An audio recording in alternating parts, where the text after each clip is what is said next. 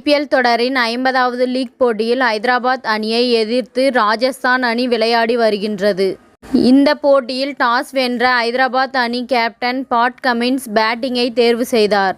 இதன் பின் ஐதராபாத் அணி தரப்பில் டிராவிஸ் ஹெட், அபிஷேக் சர்மா கூட்டணி தொடக்கம் கொடுத்தது. ராஜஸ்தான் அணி தரப்பில் வழக்கம் போல் போல்ட் முதல் ஓவரை வீச வந்தார். முதல் பந்திலேயே டிராவிஸ் ஹெட் கொடுத்த கேட்சை ரியான் பராக் தவறவிட அது பவுண்டரியானது. இதன் பின் ஆச்சரியம் அளிக்கும் வகையில் அஸ்வின் அட்டாக்கில் கொண்டு வரப்பட்டார். ஏற்கனவே கிறிஸ் கெயில் போன்ற வீரர்களின் விக்கெட்டை அஸ்வின் வீழ்த்தியிருக்கிறார். ஆனால் அபிஷேக் சர்மா இரண்டாவது பந்திலேயே சிக்ஸர் அடிக்க அடுத்தடுத்து பந்துகளில் அஸ்வின் கம்பேக் கொடுத்தார். அதிரடி வீரர்களான இருவரும் நிதான ஆட்டத்தை ஆட 4 ஓவர்கள் முடிவில் ஐதராபாத் அணி 25 ரன்களை சேர்த்திருந்தது.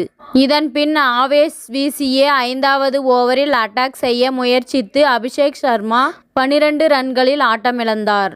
தொடர்ந்து வந்த அன்மோல் பிரீத் 5 ரன்களில் வெளியேற ஐதராபாத் அணி சிக்கலில் சிக்கியது. இதன் பின் டிராவிஸ் ஹெட், நிதிஷ்குமார் ரெட்டி இருவரும் நிதான ஆட்டத்தை வெளிப்படுத்தினர்.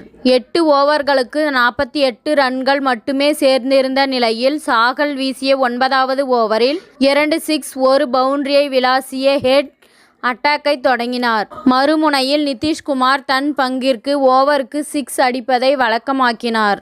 சிறப்பாக ஆடிய டிராவிஸ் ஹெட் 37 பந்துகளில் அரை சதத்தை எட்டினார். தொடர்ந்து சாகல் வீசிய 13வது ஓவரில் நிதிஷ்குமார் 2 சிக்ஸ், 2 பவுண்டரியை விளாசினார். இதன் காரணமாக 14 ஓவர்கள் முடிவில் ஐதராபாத் அணி ஸ்கோர் 123 ரன்களாக இருந்தது.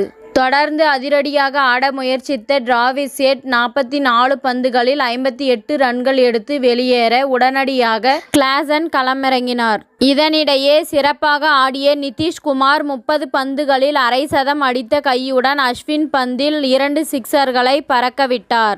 இன்னொரு பக்கம் கிளாசனும் சாகல் பவுலிங்கில் 2 சிக்ஸ் அடிக்க ஐதராபாத் அணியின் ஸ்கோர் ஜெட் வேகத்தில் உயர்ந்தது. கடைசி ஓவரில் 15 ரன்கள் சேர்க்கப்பட ஐதராபாத் அணி 20 ஓவர்களில் 201 ரன்கள் குவித்து சிறப்பாக ஆடிய நிதிஷ்குமார் 42 பந்துகளில் 76 ரன்களை விளாசினார்.